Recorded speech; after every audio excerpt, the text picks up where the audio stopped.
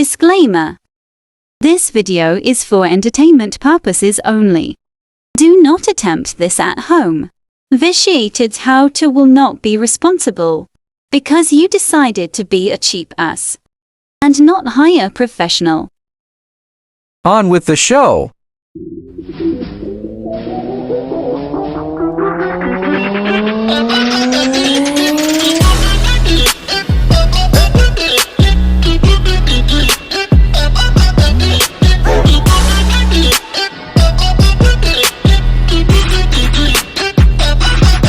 Alright, 1999 Acura CL 3.0 engine.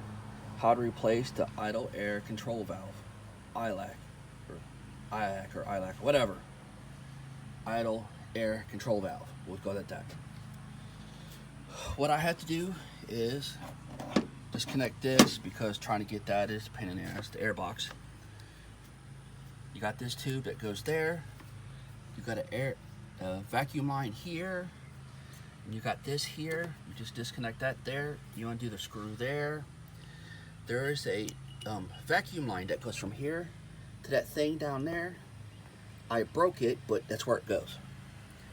I'll be doing a video on how to fix that because I can't find it nowhere. Then you come back over here. Then you got another vacuum line down there you got to get. And then once you get this out of the way, yep, my stepdaughter didn't change that damn thing ever. But back to what we're doing. You have another line right here, I think is a coolant line. And then you have another line right there that you gotta pull off. Once you get all the hoses disconnected, then you go down here. I don't know if I can get it. Right there, 12 millimeter, and that side there's a 12 millimeter. And then you have the two nuts right here. You take them off. Once you get those off, then you start disconnecting your connectors. That one there, that one there, and then you go down to that one there. That's your control valve. And a little FYI, when you pull this off, be mindful because it's probably shot. Now I got to figure out how I'm gonna fix that. Probably gonna be epoxy, but we'll get to it. All right. You get these little clips with a pair of pliers. You got to be mindful because they're coolant hoses. I don't know what the hell Honda was thinking when they did this, but it is what it is. And they said that you got to have something here to catch it, but I don't really care. There's that. I got the two nuts off there. I'm working on the two bottom nuts there.